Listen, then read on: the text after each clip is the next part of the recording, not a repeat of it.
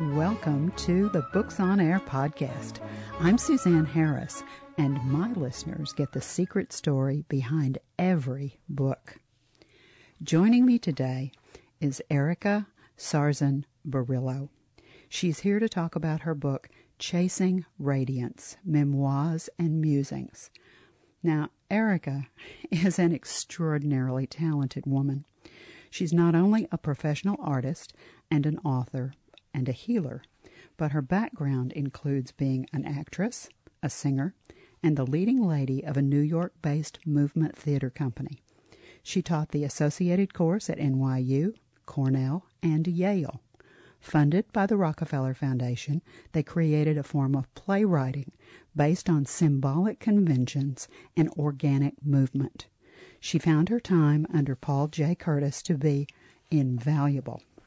It set her on the path of a Renaissance life that led to directing, circus arts, jewelry making, painting, costume design, and writing. The common denominator in everything that Erica has engaged in artistically has pointed to the spiritual. And it's her mission to make a connection soul to soul, whether it be through a visual or a verbal means. Erica, wow, what a resume. I am so impressed with you. Thank you so much for being our guest today on Books on Air. Oh, thank you so much for inviting me. This is going to be fun, very interesting. Boy, I heard that bio that you read, and I have to say, I'm kind of impressed with that person. Who is that? You've never heard it quite that way. I've never heard anybody say the full shebang, but I have to say, when I was listening to you, the one thing that struck me that really is oh so true is that it all comes together because of spirituality somehow. And that's what it means for me to be connected or plugged into what I call the creative unconscious, which I was from very early on. As a little girl, I was very, very quiet, but I was absorbing things in a kind of spiritual, mystical way, hooking into beauty. And so the truth of the matter is, it was almost inevitable that I would also, among many, many, many things, write a book one day. And I've written a few books, but, it seems strange even to me to say, oh, this was inevitable. It was inevitable by my soul's desire. But being that quiet, one would never think I would be articulate enough. I'll just say this very quickly. I was a quiet child, absorbing, but I was also holding a very difficult childhood. I was holding a lot of trauma, a lot of tragedy, a lot of crisis, but creativity was the thing that saved my life. The arts really was medicine to my soul. And once I started realizing some of those talents that you read off, which still are kind of wild when I hear it myself, but once I started exploring my life as an artist, I began to speak my truth and express, because that's what we do. That's what artists are really all about. We express. And there was much to express when the floodgates opened. So I couldn't agree with you more. I mean, to me, the line, I guess, is the word that I'm sort of thinking between the creativity and the spiritual it's like a permeable membrane. Things move back and forth because the creativity, the thing that I find so interesting about talking to people who are artists and writers is that creative mind is amazing. It's like popcorn. It's never still.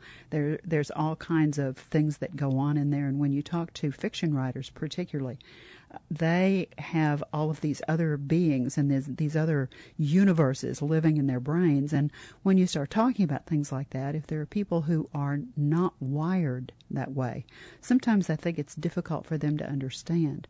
But when you bring that spiritual component into it, I think that makes it perhaps a little more understandable.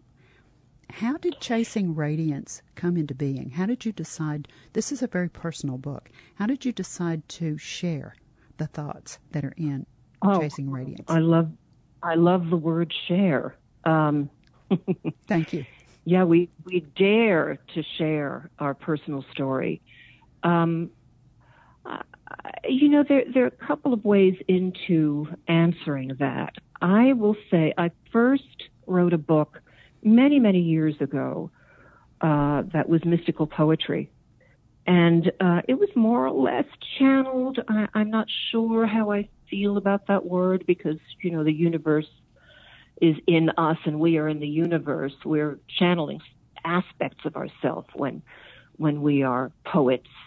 But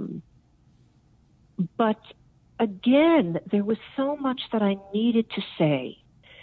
I started writing Chasing Radiance, though it didn't have that title, when I was 58 years old. I'm almost 70 now. And I wrote about 150 pages. And I stopped. After all of that work, and the writing of it was very enjoyable, despite the fact that I've had a tough life. Because the creative process actually puts you into coalescence. But I stopped around 150 pages because I was right at the point where I would have to revisit my illness. So I have Lyme disease. And around the age of 40, it was unbearable. And that's right around when I said to myself, I can't revisit this, not at this time. Plus, I didn't necessarily feel that I was the right age to continue with Memoirs. Then, about 2.5 years ago, I picked it up again. And this is kind of a funny story. There was some synchronicity here. I had a vision, as I am wont to do. I have visions.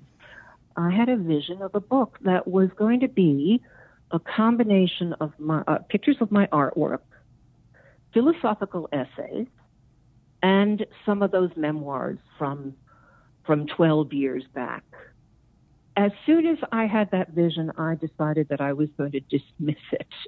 And I bet that you will understand where I'm coming from on this one, because in my art room, I have scraps of scribble, years worth of unfinished books and unfinished this and unfinished plays, but really potent material.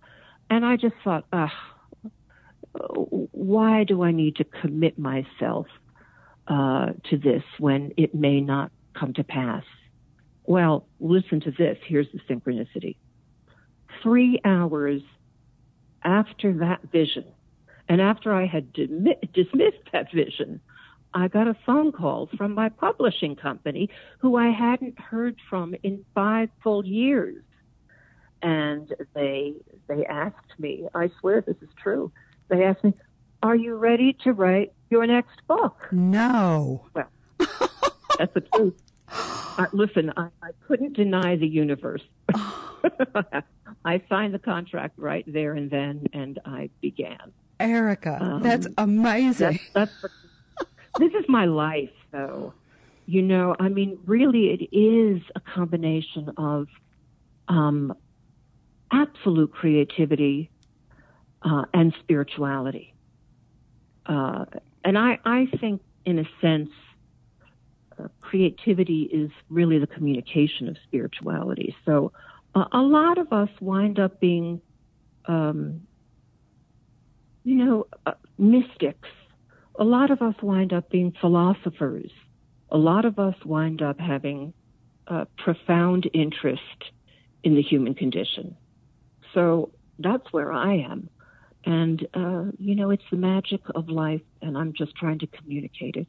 That is a really wonderful story. It's serendipitous. That's an amazing story. Let's give the listeners an overview of Chasing Radiance, sort of give them an idea of what's in the book. I'm glad that you're asking that of me. May I read something to you? This is not now the excerpt that I want to read, but this comes from the press release. It's very short, but it's a wonderful overview. Please go ahead. Let me read it. It's very short. Okay. Chasing Radiance begins by the recounting of the author's story of her ancestors who, due to religious persecution, were driven from their homelands. During the Nazi invasion, they were forced to move around much of Europe till they finally escaped and immigrated to America.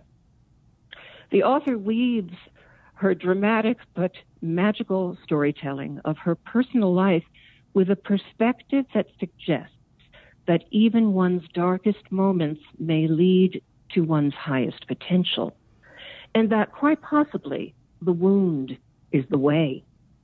The final chapter of the book is presented in daily journal entries that speak directly to the dilemma of society's present challenges with the pandemic, climate change, political unrest, as well as the indomitable spirit of humanity.